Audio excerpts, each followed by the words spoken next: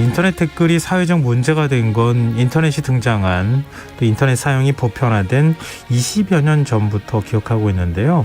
그런데 구한말에도 지금과 비슷한 댓글 문화가 존재했다는 사실 혹시 아십니까?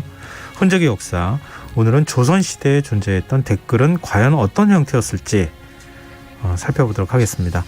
이기환 경향신문 히스토리텔러 나와 계십니다. 안녕하세요. 안녕하세요. 예. 네.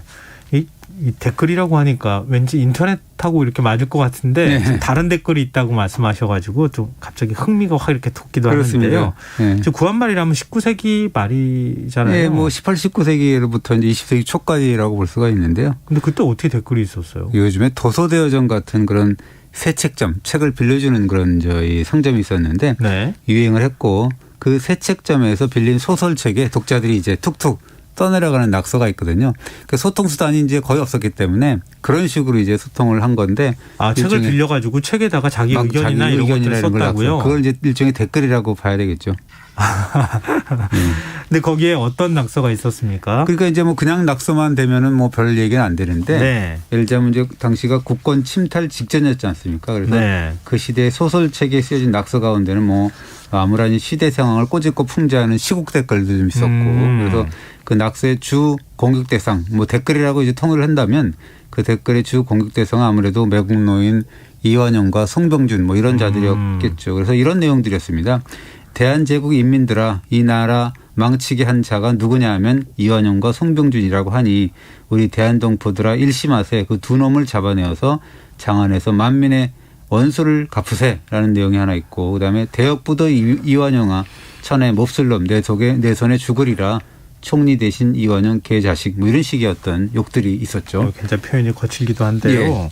근데 사실 저도 책 읽다가 생각나는 거 있으면 책에다 끄적끄적 하거든요. 그렇죠. 그래서 제 책을 다른 분들한테 좀 잘 못 빌려드리기도 하는데 당시 이제 매국노에 대한 민중의 울분을 소설을 읽다가 그냥 막 표현하고 써놓은 거네요. 그렇죠. 아무래도 이제 뭐 지금처럼 인터넷이라도 있거나 SNS가 있으면 거기에 뭐 이렇게 좀 했을 텐데 그건 아니었으니까 아무래도 이제 이완용, 송병준이 고관대작이니까 공개적으로 이렇게 비판할 수는 없었을 거 아닙니까? 그래서 그런 민심을 소설책 낙서로 이제 소설책에 낙서를 표출한 건데 낙서 중에는 민중의 각성을 촉구하고 또 나름의 해결책까지 제시한 댓글도 눈에 띄어요. 그러니까 슬프다 대안이여 관민 간에 눈을 들고 잠을 깨자 이렇게 촉구하는 낙서도 보이고 어떤 댓글은 심심하니까 이런 소설을 보겠지만 이제 소설 좀 그만 보고 학교에 가서 교사 됩시다라고 이제 당부하는 그런 낙서 댓글도 좀 있었죠.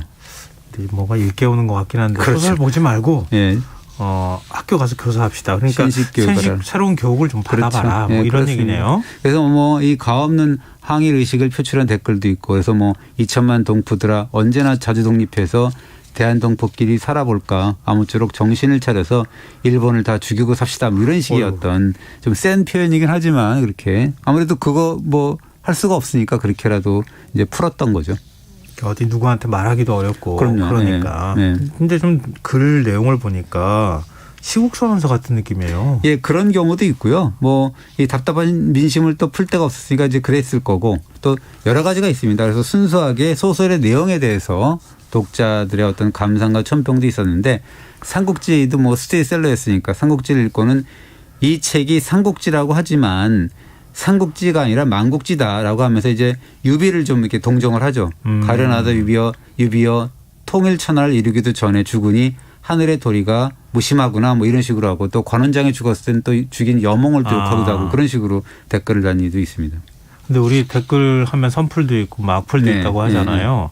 혹시 뭐 낙서라고 표현하셨으니까 악플 같은 것도 있었어요. 그럼요. 그래서 뭐 이완용을 욕한 걸 가지고 지금 와갖고 악플이라고 하는 건 그렇잖아요. 그거는 좀 아닌 것 같고. 그래서 그 요즘처럼 익명성을 기댄 지독한 욕설, 신상 털기 이런 악플 문화가 요즘과 같아서 이렇게 지금과 다르지 않다라는 거고 뭐 이 중에는 책 대여값이 굉장히 비쌌나 봐요. 그래서 이 대여값이 비싸다고 해서 도서 대여점, 그 책세점 주인을 겨냥한 낙서가 좀 있더라고요. 그래서 어떤 경우는 다른 나라의 만국사까지 들먹이면서 새 책점 주인을 비판한 낙서가 눈길을 끄는데 예를 들자면 얼랑가 파란 즉 폴란드의 만국사를 보지 못했는가 이런 세계의 음담패설로 꾸민 한글 이야기책을 돈 받고 책세를 받을 게 뭐냐 나라의 흥망이 풍속과 관계되는데 이후에는 책세를 적게 내라 뭐 이런 식의 어떤 적게 받아라 이런 식의 어떤 이야기도 있습니다. 아니 이 대여자도 이 책 읽었을 거 아니겠어요? 그렇죠. 네. 자기가 돈 주고 보고도 돈이 너무 많이 받았다고 이제 그렇게 한 겁니다. 그래도 뭐 요즘 악플 치고 하고 비교해 봤을 때는 그 정도 뭐 악플이라고 말하기도 좀. 근데 사실 그런데. 그게 다 아니었죠. 왜냐하면 그래요? 차마 눈과 귀 뭐 입에 이제 담을 수 없는 댓글을 남긴 이들도 좀 있었는데 이를테면 책주인아 너 너무 책세를 많이 받는다. 그렇게 계속 돈 받으면 감옥서에 보내서 종신징역을 하게 될 테니까 조심해라고 댓글을 다는 것까지 좋은데 바로 옆에 뭐 눈 뜨고 볼 수 없는 음란한 그림을 그리고 뭐 새 책점의 그 주인 그 여자 혹은 어머니까지 이렇게 음란한 그림을 그리고 뭐 일종의 어떻게 보면 성폭력 낙서 같은 그런 것도 있어요. 익명에 기대서 이 악플을 다는 심리 이거 어떻게 봐야 됩니까? 그러니까는요. 그럴 것 같은데요. 그 주인의 실명을 거명하고 비판하는 경우도 제법 돼서 뭐 임 누구누구야 뭐 내용을 고치라고 몇 번이나 말했어 이렇게 실명으로 비판하고 장 뭐뭐식이야 너는 말아들이고 뭐 어견자고 그러니까 뭐 개아들이고 이런 식으로 뭐 이렇게 욕하고 도서 대여점 업자 이름을 거론한 뒤에 이제 한글 욕을 한자로 옮기는 경우 이런 것들이 천차만별로 있더라고요.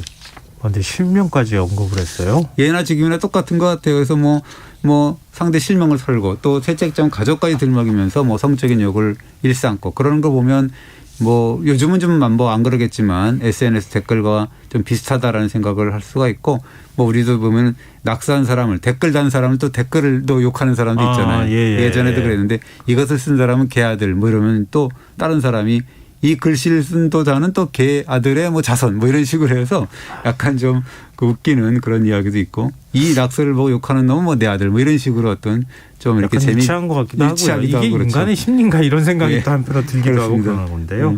그러니까 지금 계속 이 악플이 달리거나 그 뒤에 댓글 대댓글 뭐 이런 것들이 계속 달렸다는 거잖아요. 그래서 뭐 이런 악플에 일침을 가하는 또 댓글도 있어요. 그래서 책 보는 사람은 곱게 보시고 낙서하지 말고 무식하게 욕설은 기록하지 마라라는 거고 지금 그 백성들이 굶어 죽을 지경인데 어찌 이렇게 이야기책만 보느냐라고 점잖게 꾸짖고 이런 책에 욕설을 쓰거나 잡설을 쓰면 벌금 낼 것이니까 뭐 이후로는 깨끗이 보시오라고 이렇게 점잖게 쓰는 사람도 꾸짖고 그러는 사람도 있었습니다. 책 대여점 주인 아닙니까? 그럴 수도 있는 것 같아요. 지금도 뭐 그렇게 하잖아요. 그런 식으로. 그래서 뭐 그 소설책에 남아있는 낙서를 보면 또 이 당시 어떤 노래가 유행했는지 알 수 있는데 그 중에 그 민속 성악곡이 있습니다. 지금으로 따지면 뭐 가요겠지만 유산가라고 있어요. 그것이 당대 최고의 인기곡이었다라는 것 같아요. 그러니까 현존하는 90여 종의 새 책이 있는데 네. 그 이 빌린 책들이죠. 거기 보면 20종 정도에서 이 유산가가 낙서로 돼 있더라라는 뭐 연구 결과가 나와 있습니다. 아 그래요? 네. 지금 유산가는 어떤 노래인지 혹시 전해지고 있나요? 예, 뭐 경기 민요입니다. 요즘도 불려지고 있다는 것 같아요. 국악에서는. 그래서 뭐 봄산의 아름다운 경치를 묘사하면서 봄 구경을 권하는 노래인데 뭐 예를 들자면 꽃이 만발한 화창한 봄날에 뭐 온갖 생물이 활짝 자란다. 그러니까 때 좋다. 번잎내야 산천 경계 구경 가세 뭐 이런 내용인데요. 그래서 이제 낙서를 보면 아 당대 어떤 노래가 가장 유행을 했구나라는 걸 알 수가 있고 어떻게 보면 낙서나 댓글 예나 지금이나 마찬가지인데 이 가감 없는 의식의 표출이어서 당대 사회 현상을 반영한 어떤 쌍방간의 의사소통이다라고 우리가 이제 규정을 할 수가 있는 거죠. 근데 저는 이 책에 누군가가 남겨놓은 낙서까지 이게 일종의 연구 대상이 되고 그게 일종의 역사적인 가치를 갖는다는 생각은 못 해봤었거든요. 어떻게 브로우션이라고 볼 수가 있는데 그 연구한 분이 이제 강원대 두 분도 계시고 뭐 그런데 그래요. 아주 그 이 뭐 디테일하게 이렇게 미시사 같이 이렇게 연구하는 분들이 있더라고요. 그러네요. 좀 새로운 그렇습니다. 시각을 좀 주셨는데요. 근데 당대는 책이 아무래도 지금보다 훨씬 귀했을 거 아니겠어요. 네, 그렇죠. 근데 책을 빌려주는 도서 대여점이 있었다는 사실도 좀 흥미로워요. 그렇습니다. 그래서 여기서 뭐 하나의 단서를 잡기 위해서 이제 영저임금 이야기를 좀 해보려고 그러는데요. 그 외에 잠을 청하려면 책, 그것도 좀 어려운 책을 이렇게 읽어야 된다. 머리맡에 둬야 된다는 우스갯소리가 있잖아요. 저도 요즘에 읽다가 자요. 요즘 30분을 저도 못 넘기는데. 수면제라고 하잖아요. 네, 맞습니다. 그래서 사실 뭐 저희를 뭐 할 게 아니라 그것을 실천한 분이 다름 아닌 영조임금이었습니다. 아 그래요? 야사가 아니라 이거는 임금의 일거수일투족을 기록한 승정원 일기에 나와 있기 때문에 엄연한 정사라고 할 수가 있는 건데요. 1758년 12월 19일자 승정원 일기를 보니까 재밌는 내용이 나오더라고요. 뭐냐면 도제조 김상노라는 사람이 이 영조임금이 밤잠을 좀 설쳤나 봐요. 설치던 영조한테 제가 읽어주는 한글 소설책을 들으시면서 잠자리에 좀 드시면 어떠냐라고 권했다고 하는데요. 그러자 이제 영조가 아니야. 한글이 아니라 한문 소설을 읽어야 잠이 올 거야라고 하면서 민간에서 전해지는 이야기를 전하는데 예. 이렇습니다. 예전에 어떤 안악이 아기가 우니까 한문책으로 얼굴을 덮어줬다는 거야. 그랬더니 이웃 사람이 좀 이상하게 생각을 해서 왜 하필 한문책이냐고 했더니 안악이 말했다는 거야. 뭐냐면 이 애 아버지가 잠을 청할 때마다 한문책을 읽읍디다. 그래서 나도 이 애 애비처럼 아이 얼굴에 한문책을 덮어준 것이다.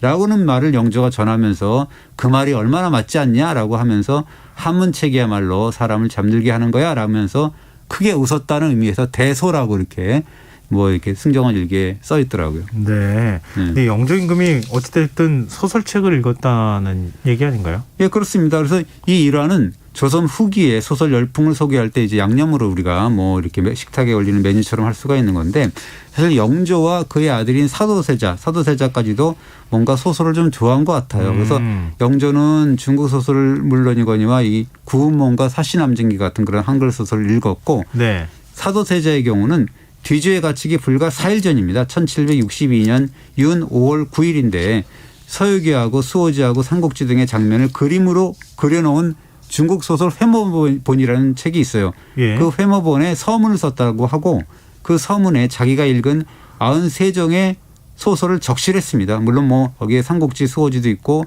또 혹은 뭐 성경 직해라 그래서 천주교 서적도 있었고요. 뭐 그렇습니다. 정조 임금은 어땠는지 궁금한데요. 할아버지하고 아버지 닮았다면 소설 좋아했을 것 같은데요.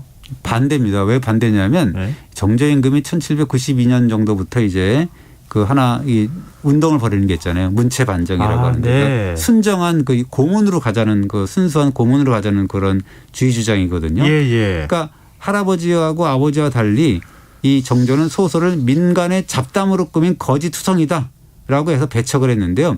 그래서 그 유명한 그 글 잘 쓴다는 연암 박지원의 어떤 그런 열하일기를 보고도 아니 이렇게 경박한 문체로 글 쓰면 어떻게라고 하면서 반성문 제출해라고 했을 정도고요.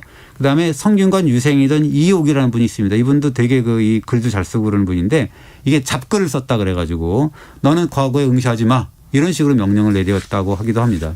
네, 우리가 뭐 북학파 막 이렇게 얘기하잖아요. 예, 그렇죠. 일종의 이제 서학인데 그때 문물을 좀 우리가 빨리 받아들였으면 좋았을 뻔했다는 아쉬움도 사실 들었는데 예전에 저도 또 어찌됐든 이런 소설을 정조 임금은 진짜 싫어한 모양이에요. 예, 뭐 요즘 시쳇말로 극혐이라고 하는 있는데 마음 그랬던 것 같고요. 그리고 또 하나의 이제 단적인 예가 있는 게 뭐냐면 숙직 중에 평산냉연이라는 중국 소설을 뭐 이 서학 교수 이상황과 이조참이 김조순이라는 사람이 보고 있었던 게 적발이 됐어요.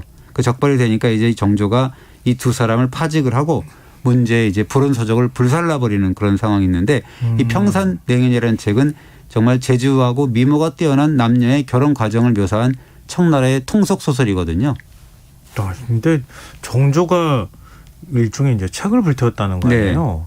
상상이 잘 안 되는데요. 뭐 그걸 우리가 이제 분수 사건이라고 뭐 이렇게까지 얘기할 건 아닌 것 같긴 하지만 어쨌든 소설을 뭐 이렇게 불온서적이라고 불에 태웠기 때문에 그렇습니다. 뭐 어떻게 보면 그 정도로 그러니까 조선의 중흥군주라는 정조가 분서 사건을 일으킬 정도로 뭐 조선의 그 사대뿐만 아니라 민간의 소설 열풍이 불었더라라는 이야기에 반증이 될 수가 있는 거죠. 근데 당대 사람들이 소설을 읽었다면 그 시대는 조금 이렇게 어떤 시대상이 좀 여유가 있는 그렇게 막 급박하고 막 이런 상황은 아니었다 이렇게 해석해도 되나요? 뭐 하여튼 그 임진왜란 병자호란 후유증을 좀 어느 정도 뒤졌고 예전에 우리가 말씀을 드렸지만 뭐 18세기 중반까지도 어떻게 보면 기상이변이 많이 일어났다라는 걸 알 수가 있거든요. 그래서 뭐 수십만 수백만이 뭐 아프고 뭐 이랬다라는 이야기를 전해드린 것 같은데요. 그런 거에서 이제 18세기 말 정도 되면 조금 한숨을 돌린 것 같아요. 특히나 그 1708년에 대동법의 확대 시행으로 해서 각 지방에서 나라에 바치던 공물을 쌀로 통일하지 않습니까? 그래서 쌀로 통일하게 되니까 약간 변화가 크게 일어났다는 거죠. 국어하고 문학 작품 책 읽는 거하고 어떤 관계가 있는 거예요? 연동이 되어 있는데 뭐냐면 이 중앙정부가 각 지방에서 나는 특산물을 공물로 갖다가 쌀로 통일해서 받으니까 변화가 생겼다라는 건데 조정에서는 지방에서 통일돼서 거둬들인 쌀을 팔아다가 필요한 물품을 시장에서 이제 사서 써야 되지 않습니까? 그러니까 시장이 발달하게 되죠. 그리고 조정에 필요한 물품을 주문받아서 생산하는 민영 수거공이 또 발달하게 되잖아요. 그렇게 되니까 삶의 여유가 생기고 돈이 도는 거죠. 일단은 돈이 돌기 때문에 자연히 이제 저작거리 문화도 꼽히게 되고 그리고 양반 사대부의 전유물이던 책도 어떻게 보면 중인과 평민까지도 이렇게 확대돼 가지고 그들의 벗도 되고 그리고 독자들의 구매에 맞는 한글 소설도 창작되기 시작하고 이런 식으로 연동이 돼 가지고 그 조선 문화 일종의 상업이 만들어지기 그렇죠. 시작했다고 상업이 발달해서 화폐 경제도 좀 나오고 뭐 그런 식으로 해서 굉장히 활발하게 됐다라는 겁니다. 그래서 독서 열풍이 불게 된 거군요. 예, 그렇습니다. 그러나 이제 일반 백성이 책을 사보기에는 너무도 비쌌다. 그래서 중국에서 수입되는 책을 유통하는 서적 중개인이라고 해서 책회, 그다음에 책을 읽어주고 돈을 받는 전기수라고 있어요. 이 전기가 이제 소설이라는 얘기인데 뭐 이런 그 새로운 직업이 탄생을 하게 되죠. 그 표현 전기수에 다른 표현이 있었던 것 같은데 변사 뭐 이런 건가요? 그 변사는 나중 이야기고. 나중에 아닌가요? 예, 뭐 책 읽어주는 사람이라는 거잖아요. 책 읽어주는 사람. 예. 책 읽어주는 남자 뭐 이 정도 될 것 같은데 이 전기수가 이 청계천 주변을 하루씩 이렇게 하루씩 한 달 단위로 돌았다는 겁니다. 이쪽으로 갔다가 다시 돌아오는 그런 식으로 한 달 단위로 돌면서 책을 읽어주었다고 하는데 이 당시에 전기수는 배우톤의 연기와 대사로 청중을 사로잡았다라고 하고 전기수가 마치 소설 속 주인공처럼 연기 톤으로 책을 읽다가 클라이막스에 도달하면 갑자기 대사를 멈추고 뜸을 잔뜩 들였대요. 그러면 이제 청중들의 애가 다를 거 아니에요. 네. 그게 이제 애간장이 녹은 청중이 돈을 던지면 그제서야 대사를 이어갔다라고 하고요. 비극도 일어났는데 이 소설 인경업전에서 이제 인경업 장군이 역적인 김자점의 무고로 목숨을 잃는 장면이 있거든요. 그 장면을 읽고 있던 전기수가 구경꾼이 휘두른 칼에 찔려 죽었다고 합니다. 그러면 전기수만 책 읽어주는데 너무 심취해가지고 그런 거예요? 그렇죠. 그러니까 이 임경호 장군이 절망하면서 이제 죽어갈 거 아니에요. 그러니까 죽어가는 전기수의 연기가 너무 실감나가지고 어떻게 보면 어이없는 그런 그 살인 사건이 일어났는데 그 담배 써는 칼로 이렇게 너무 실감나니까 저게 역적 김자점인 줄 뭐 이렇게 그 톤으로 하니까 그냥 분간을 못하고 칼로 찔렀다라는 거고요. 또 그뿐이 아니고 이제 인기 있는 전기수의 경우는 부잣집 여인들의 부름을 받아가지고 몰래 안방으로 들어가는 거 여장을 하고 그 여자 목소리 하면서 이제 양반집 안채를 드나들었다라고 해서 뭐 안방 마님하고 전기수가 눈에 맞아가지고 들통나고 그래서 전기수가 죽임수 사가고 그런 사건도 있었다라는 또 에피소드가 있습니다. 별별 일이 다 있었군요. 네, 그렇습니다. 근데 전기수는 요즘 어떤 그 직업으로 말하면 배우하고 좀 비슷하다. 그런 것 같아요. 그래서 이제 그 전기수가 뭐 책을 이렇게 읽어주기도 하지만 또 책을 또 빌려보기도 하고 그래서 이 소설을 깨끗이 베끼잖아요. 베낀 거를 이제 해갖고 해적판이긴 하죠. 요즘 같으면. 그 책을 빌려주는 아까 얘기했던 조선판 도서대여점, 책세점도 이제 나타나는 건데 그것이 유럽에서도 18세기에 그 책세점이 새책점이죠. 책세점이 유행했다 그럽니다. 새책점은 당대 소설 열풍을 타고서 그 공전의 이틀을 기록하게 되는데 19세기 말에서 20세기 초에 보면 서울의 새책점이 30곳도 넘었다라고 하고 그것이 사회 문제로까지 비화됐더라라는 이야기가 있습니다. 어떤 사회 문제예요? 소설을 보고 싶은데 돈이 없으니까 이 부녀자들이 비녀나 팔찌를 맡기거나 팔거나 혹은 빚까지 내서 책을 대여하는 통에 가산을 탕진할 정도였다라고 이제 얘기가 나옵니다. 그래서 실학자인 이덕무 같은 사람은 여자들이 특이와 음란한 내용이 대부분인 소설에 정신이 팔려 있다. 요즘 부인들의 방탕함과 방자함이 여기서 비롯됐다라고 비판하는데 사실은 실학자가 말씀하실 건 아닌 것 같은데요. 근데 여성들이 뭐 소설을 좋아했던 거는 사실인 것 같긴 그래서 하네요. 이제 월탄 박정화 같은 분은 이렇게 얘기를 해죠. 서울의 새책점은 이 주인들이 장마철이 석 달 넘게 이어가기를 간절히 원했다는 거예요. 왜냐하면 서울의 친정을 방문한 새색 씨가 장마 핑계 대고서 얼른 시집에 안 가도 된다. 그걸 위해서 그러니까 책을 그 사이에 읽는다는 거죠. 그리고 육당 최남소는 골방 속에 갇혀있던 부인네들이 달 밝고 별 깜빡거리는 시원한 하늘을 보여주는 것이 바로 이 소설의 세계였다라고 신세계를 이 부인들이 이제 경험했다라고 소개했습니다. 혹시 당대 베스트셀러가 뭐였는지도 기록이 남아 있습니까? 뭐 삼국지나 수호지는 뭐 스테디셀러라고 볼 수가 있는데요. 베스트셀러 한글 창작 소설도 상당수 있었는데 대하소설, 장편소설도 인기를 끌었고 춘향전, 홍길동전, 소대성전, 유충렬전 뭐 이런 인경업전 이런 것들이 그 베스트셀러였고요. 당대 이제 꼬장꼬장했던 사대부 남성들도 앞에서는 눈살을 찌푸리고 막 이랬지만 아마 뒤돌아서서는 이른바 통속 소설을 탐독하고 웃고 울었을 것이다. 80년대까지 왜 주간지를 보고서 이렇게 뒤에서 재밌게 봤듯이 그랬을 겁니다. 네, 그렇군요. 참 자기들도 그랬을 것 같은데 분류자들만 뭐라고 하면 좀 그런데요. 이제 청취자 0012님께서 오늘도 흥미진진한 역사 말씀 너무 재밌게 잘 들었어요. 시간이 너무 짧아요. 늘 감사합니다. 건강하세요. 이런 인사도 전해주셨네요. 이 시간을 더 늘려드려야 되나요? 어떻게 해야 되겠나요? 네, 오늘 굉장히 흥미있는 조선시대 댓글 얘기에 대해서 말씀 나눠봤습니다. 흔적의 역사, 지금까지 경향신문 이기환 히스토리텔러였습니다.